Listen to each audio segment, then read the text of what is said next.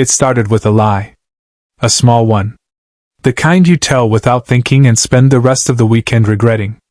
Ryan had told his entire family he was bringing his girlfriend home for Thanksgiving. He did not have a girlfriend. What he had was a best friend named Nora, his colleague of 3 years, the person who ate lunch with him every day, who proofread his emails and told him when he had spinach in his teeth. When he'd panicked on the phone with his mother, and the words, "Yes, I'm bringing someone," had slipped out before his brain could stop them, Nora had been sitting right across the desk. She had heard everything. She had looked at him for a long moment. Then she had said very calmly, "You owe me so much for this." And that was how they ended up in his childhood home in Vermont, pretending to be in love. The house was warm and loud and full of people who all had opinions. Ryan's mother, Carol, was the kind of woman who expressed love through feeding people and asking personal questions. His younger sister kept nudging him with her elbow and whispering, "She's so sweet," every 20 minutes. His grandmother held Nora's hand at dinner and said, "You have kind eyes. Those are the most important kind." Nora smiled and said thank you and played the role with the ease that Ryan found both impressive and slightly terrifying. She remembered details he hadn't even told her. She asked his father about the woodworking project in the garage because Ryan had mentioned it once, in passing, 6 months ago. She laughed at his uncle's jokes just enough. She helped clear the table without being asked. She was better at being his girlfriend than he had expected. That thought sat strangely in his chest all evening. The problem became clear at bedtime. Ryan's childhood home had 4 bedrooms, all occupied by family members who had traveled in for the holiday. Carol, beaming with joy at her son finally bringing someone home, had cheerfully announced that Ryan and Nora could share his old room. "It's a double bed," she said, like that settled everything. It did not settle everything. They stood in the doorway of his old bedroom, his soccer trophies still on the shelf, a faded poster on the wall, and looked at the bed, and then at each other. "We don't have to," Ryan started. "It's fine," Nora said. Matter of fact. Practical. Very Nora. "We're adults. It's just sleeping." "Right," he said.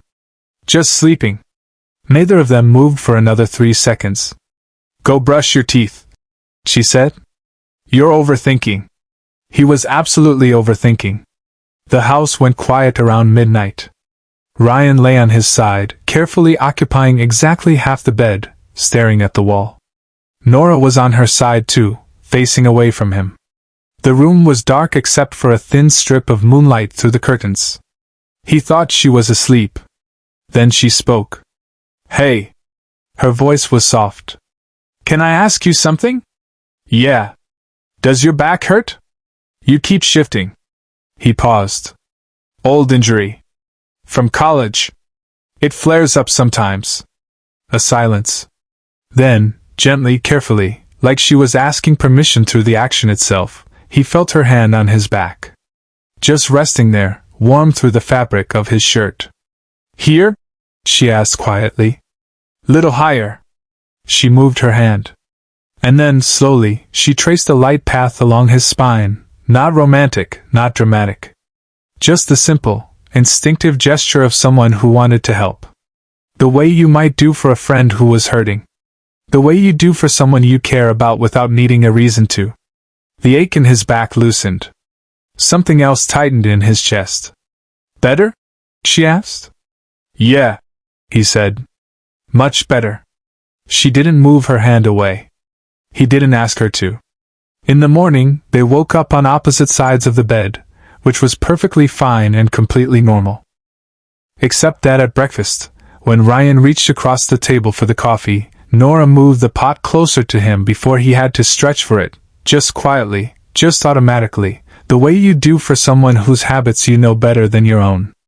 And his grandmother, watching from the end of the table, smiled into her tea. At checkout, when they were loading the car and his mother was hugging Nora for the 3rd time, Ryan stood beside her and said quietly, "Thank you. For all of it.